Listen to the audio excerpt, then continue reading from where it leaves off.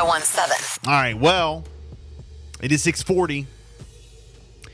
22-year-old Gabby Petito was found dead in September on the 19th near the Spread Creek camping area in the Bridger National Forest in Wyoming. Well, just yesterday, the Teton County coroner announced that the cause of Petito's death was by strangulation and disclosed her body had been laying outside for about 3 to 4 weeks before she was found. The coroner's timeline also adds a new context to the suspicious final text from Petito's phone.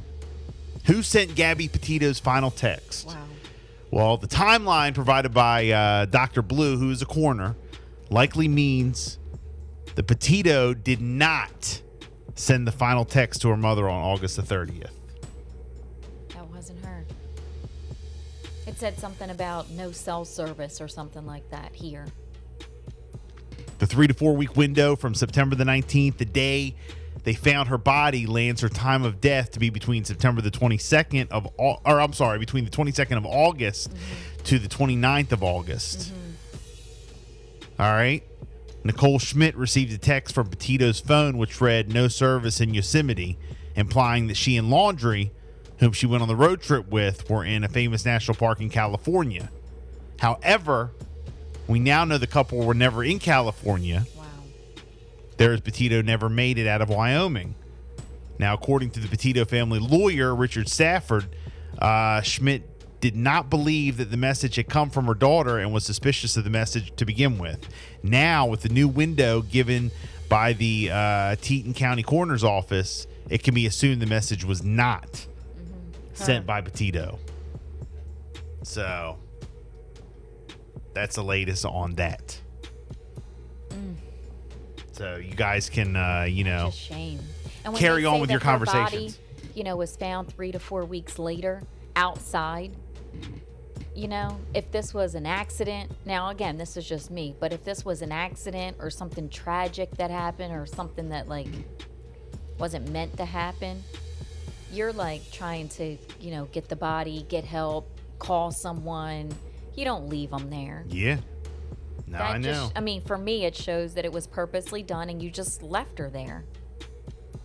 Mm-hmm. That's a shame.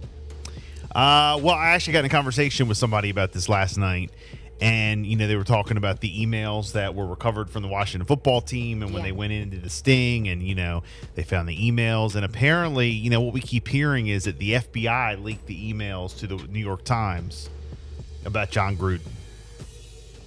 The FBI did. And that's what we keep hearing. All right. Okay, I have not seen that confirmed myself, but I was actually told last night that it was confirmed, but I don't know. That's just hearsay. But apparently, I keep hearing that the FBI was the ones who leaked the racist, homophobic, etc. emails from John Gruden to the New York Times, which eventually got him to resign. Yeah.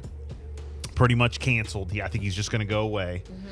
Well, a lot of people had come out and different articles and stuff, and they were saying, well, we have the right to see all the emails, all the 650,000 emails. And that was a conversation that we had yesterday. Is that invasion of privacy? Why? The people who have already seen them have seen them already. Why do the public ain't owed nothing? Why are we owed the private emails of someone? And? Well, I guess out. some of the emails apparently are rumored to have been leaked. Again, I have not seen a confirmed story that they have leaked other emails, but I keep hearing that other emails have been put out there. And it looks like John Gruden is not the only one who is being dragged down by some of the emails from the Washington football team. The National Football League likely has zero reason to ever expose the 650,000 emails generated. But at this point, they may go after some emails. In July of 2011, Bruce Allen, who was part of the Washington football team for years, and ESPN's Adam Schefter corresponded regarding a story related to the efforts to conclude the lockout. Schefter was seen sending his drafted story to Allen for him to review and approved so he could publish the next day. He says, "Please let me know if you see anything that should be added, changed, tweaked," Schefter wrote. "Thanks, Mr. Editor, for that and the trust. Plan to file this to ESPN for about 6 a.m. It's a relevant story because Allen's always stated he maintained a low profile with respect to the media, and that he never has served as an anonymous source for any news or media reports. What you see below shows different. So I scrolled down here below. Boy. And it says several emails between Allen and journalists are part of the filing too, and one of them in July 2011. It says Adam Schefter. Several emails. ESPN NFL insider Adam Schefter sent Allen a draft of an unpublished story. So anyway, it goes. Bruce Allen was one of the insiders, and now they're saying that Adam Schefter is under heavy criticism over leaked emails exposing his dirty journalist practices. So it's going to expose some of Adam Schefter's insiders in the NFL, which is really not as bad as... No, it's not. Not bad about anything, but who cares? Leave Adam Schefter alone. But supposedly they got more stuff. So the way that I've always felt about Adam Schefter is like when a story comes down and I go, all right, well, who's it from? And if it has his name attached to it, then it's then fact. I believe it. Yeah, well, it's always him and Ian Rappaport, or the Rappaport, but nobody beats Adam Schefter in my eyes. Adam Schefter's the man. He's the NFL guy. Any news story breaks, you wait to hear it from Adam Schefter. Right. You know, and I don't want to hear from anybody else. I hope that this doesn't like tarnish that. And it exposes some of his insiders. Or, well, I mean, I don't think it will, at least now. But is this even fair? Is this fair that we keep seeing, yes, we deserve to know. We have our rights. It's our rights.